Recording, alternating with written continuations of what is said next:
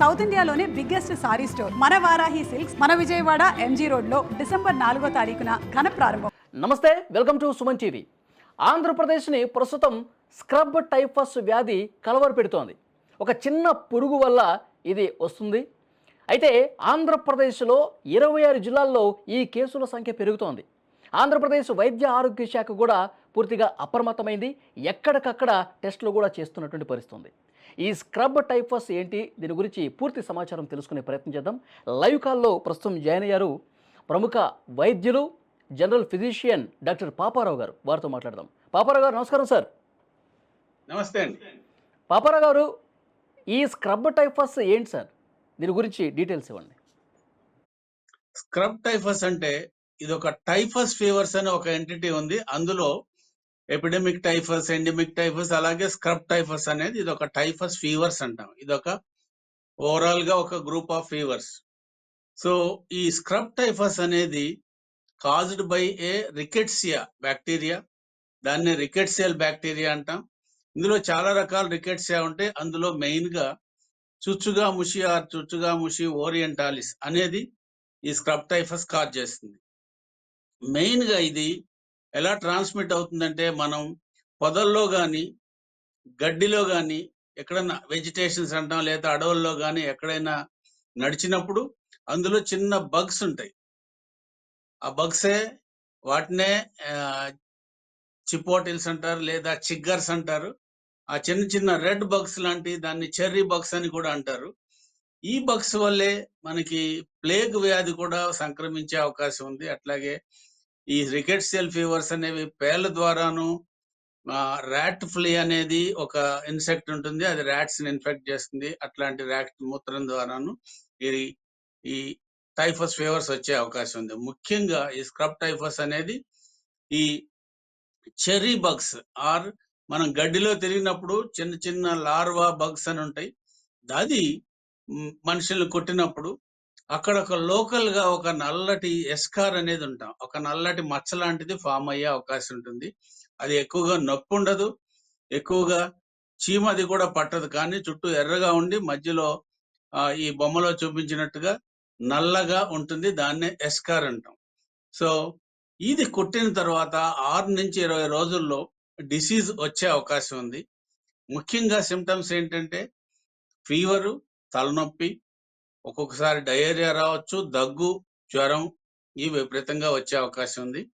So ఇవి సాధారణ symptoms. మిగతా వైరల్ ఫీవర్స్ కానీ, టైఫాయిడ్ కానీ ఈ ఫీవర్స్ లో ఎలా మొదలవుతుంది, ఇది కూడా అలాగే మొదలవుతుంది. అయితే ఈ ఎస్కార్ ఎక్కడైతే ఈ పురుగు కుట్టిందో ఆ కుట్టిన చోట నల్లటి మచ్చ ఉంటే అది ఎక్కువగా ఉపయోగంగా ఉంటుంది మనకి. సిమ్టమ్స్ వైరల్ మనం ఫీవర్స్ తో అనుకున్నట్టు పోల్చుకుంటే ఫీవర్ ఇదేమన్నా సాధారణంగా ప్రాణాంతకమా సార్? మిగతా వైరల్ ఫీవర్స్ తో పోల్చుకుంటే ఇదేమన్నా ఇబ్బంది పెట్టే అవకాశం ఉందా? ప్రాణాల మీదకి వచ్చే అవకాశం ఉందా? ఖచ్చితంగా అండి. ఇది బ్యాక్టీరియల్. అయితే ఇది సరైన టైంలో గుర్తించకపోయినట్లయితే ఖచ్చితంగా ఇది ఆర్గాన్స్ ఎఫెక్ట్ చేస్తుంది. ముఖ్యంగా దీనివల్ల ఎక్కువగా న్యూమోనియా వచ్చే అవకాశం ఉంది. బ్రెయిన్ ఫీవర్ కానీ, దాన్ని ఎన్సెఫలైటిస్ అంటాము. అలాగే హార్ట్ ఎఫెక్ట్ అయ్యే అవకాశం ఉంటుంది, మయోకార్డైటిస్ అంటాము. అలాగే లివరు, కిడ్నీస్ ఇలాగ ఎఫెక్ట్ అవ్వచ్చు. ఇది ఆర్గాన్ డ్యామేజ్ అంటాం. సో ఇలాంటి ఎఫెక్ట్ అయినప్పుడు దానివల్ల సీరియస్ కాన్సిక్వెన్సెస్ వచ్చే అవకాశం ఉంది. ప్రాణాంతకంగా కూడా అయ్యే అవకాశాలు చాలా ఎక్కువ ఉన్నాయి. సో మోస్ట్ ఇంపార్టెంట్ ఏంటంటే సరైన టైంలో దీన్ని కనుక్కోవాలంటే మనకి దాని మీద ఒక అవగాహన ఉండాలి, దాని మీద ఒక సస్పెషన్ ఉండాలి. ఇది అవునా కాదా? మనం ఎప్పుడు ఎక్కువగా ఇది వైరల్ ఫీవరా, మలేరియానా, టైఫాయిడా, ఇంకొకటా చూస్తాం. ఈ టైఫస్ ఫీవర్స్ అనే దాన్ని కొంచెం వైద్య రంగంలో కూడా అంత దృష్టిలో పెట్టుకోరు ఎక్కువ మంది. ముఖ్యంగా హైదరాబాద్ కానీ చుట్టుపక్కల వ్యవసాయదారుల్లో కానీ ఎవరైతే బయటికి వెళ్తారో, ఎవరైతే గడ్డిలో ఎక్కువ తిరుగుతారో వీళ్ళకి ఎక్కువ వచ్చే అవకాశం ఉంది. అయితే ఇది మనిషి నుంచి ఇంకొక మనిషికి అంటుకోదు, కేవలం ఈ బగ్స్ ద్వారానే అంటుకుంటుంది. సో దీని కాంప్లికేషన్స్ మనం అనుకున్నట్టు న్యూమోనియా, బ్రెయిన్ ఎఫెక్ట్ అవటం, ఎన్సెఫలైటిస్, అట్లాగే myocarditis, organ damage like liver and kidney damage ఇట్లాంటివి జరిగినప్పుడు ఇంకా దాన్ని గుర్తించకుండా నెగ్లెక్ట్ చేసినట్లయితే ఇది తీవ్రమైన ప్రాణాంతకమైన డిసీజ్గా మారే ఇప్పుడు అవకాశం ఉంది. ఎందుకని సార్ ఎక్కువగా కనిపిస్తున్నాయి ఈ కేసులు? ఇప్పుడు ఎక్కువ రావడానికి కారణం ఏంటి? 26 జిల్లాల్లో ఎక్కువగా వస్తా ఉన్నాయి. ఈ టైంలో రావడానికి ఏంటి రీజన్? యూజువల్‌గా ఇవన్నీ కూడా పెరినియల్ డిసీజెస్ అండి. 24 అంటే 12 మంత్స్ కూడా ఉంటాయి. కానీ ఒక్కొక్క టైంలో ఎప్పుడైతే ఈ బగ్స్‌కి అనుకూల పరిస్థితులు వస్తాయో, ఎట్లాగే డెంగ్యూ ఫీవర్ ఇయర్ మొత్తం ఉంటుంది. కానీ వర్షాలొచ్చి తగ్గినప్పుడు ఎక్కువగా ప్రబలే అవకాశం ఉంటుంది. అట్లాగే ఇది కూడాను ఆహ్, ఈ బగ్స్‌కి అనుకూల పరిస్థితులు ఉన్నప్పుడు ఎక్కువగా వర్షాలొచ్చి తగ్గిన తర్వాత వెజిటేషన్ అది పెరిగి ఈ లార్వాస్ ఈ ఈ ఆహ్, ఈ బగ్స్ ఇవన్నీ దోమలు లాంటివి ఇవన్నీ కూడాను వెజిటేషన్స్‌లో పెరిగినప్పుడు, అప్పుడు నడిచినప్పుడు ఈజీగా వచ్చే అవకాశం ఉంటుంది. సో, ఇది కేవలం బగ్స్‌కి అనుకూల పరిస్థితులు ఉన్నట్లు మనం అనుకోవచ్చు. సార్ దీన్ని ఇప్పుడు ఈ టైఫస్ అని చెప్పి వేగంగా గుర్తించే పరిస్థితి ఏంటి? చాలామందికి అవగాహన ఉండదు. జ్వరం వస్తే హాస్పిటల్‌కెళ్ళి అవునండి. వచ్చేస్తా ఉంటారు. దీన్ని కనిపెట్టడం ఎలా? మొదటిది ఇది మనం దృష్టిలో పెట్టుకోవాలి. టైఫస్ అయ్యే అవకాశం ఉందా? రెండోది ఈ ఎస్కార్ మనమైతే ఎక్కడైతే కుట్టిందో అక్కడ నల్లటి మచ్చ ఉంటే అది కొంతవరకు ఉపయోగపడుతుంది. ఎక్కువగా నల్లటి శరీరం ఉన్నప్పుడు అది గుర్తించే అవకాశం తక్కువ ఉంటుంది. తర్వాత కొన్ని టెస్ట్‌లుంటాయి. ఈ టెస్ట్‌లు కొంచెం కాంప్లికేటెడ్ టెస్ట్‌లు. పీసీఆర్ టెస్ట్ అని, బ్లడ్ కల్చర్ టెస్టు ఇలాంటివున్నాయి. అట్లాగే 5-6 రోజులు అయిన తర్వాత సాధారణంగా మొదటి 3, 4 డేస్ చాలా మంది వెయిట్ జేస్తారు. 5, 6 రోజులు అయిన తర్వాత యాంటీబాడీ టెస్ట్‌లనుంటాయి.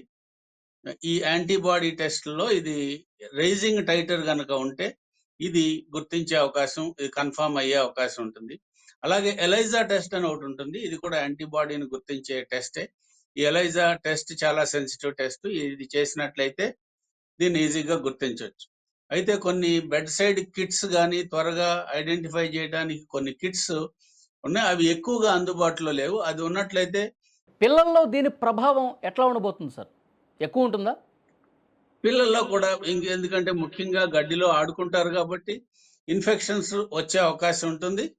ఇలా ఉన్నప్పుడు వాళ్ళకి ఎక్కువగా న్యూమోనియా గాని, లేదా హార్ట్, బ్రెయిన్ గాని, లేదా లివర్ గాని ఇట్లాంటివి ఎక్కువ వచ్చే అవకాశం ఉంటుంది. కాబట్టి పిల్లల్లో ముఖ్యంగా ఎక్కువ అప్రమత్తంగా ఉండాలి. ఎందుకంటే పిల్లలు వాళ్ళకి వల్నరబిలిటీ ఎక్కువుంటుంది.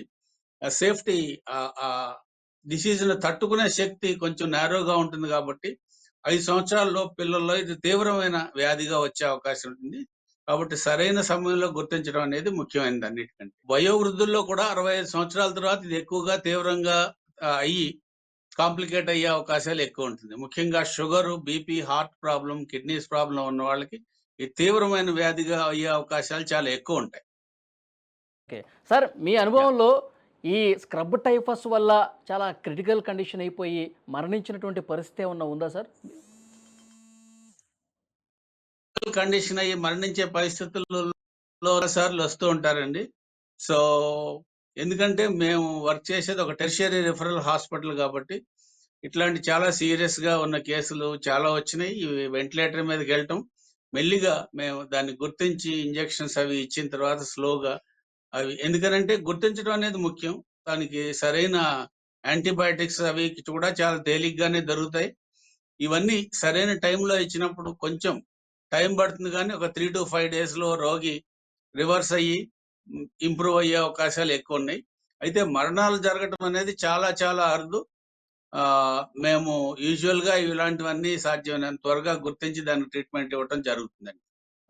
Yeah! Thank you very much sir. మంచి ఇన్ఫర్మేషన్ థాంక్ ఇచ్చారు. యూ. యాహ్! అది ఆంధ్రప్రదేశ్‌లో ఈ స్క్రబ్ టైఫస్ కేసులు విపరీతంగా పెరుగుతున్నాయి. వైద్య ఆరోగ్య శాఖ కూడా పూర్తిగా అప్రమత్తమై టెస్టులు కూడా చేస్తుంది. టెస్టుల కిట్ల సంఖ్య కూడా పెంచుతున్నటువంటి నేపథ్యంలో ప్రజలెవరూ కూడా పానిక్ అవ్వాల్సిన అవసరం లేదని చెప్తున్నారు.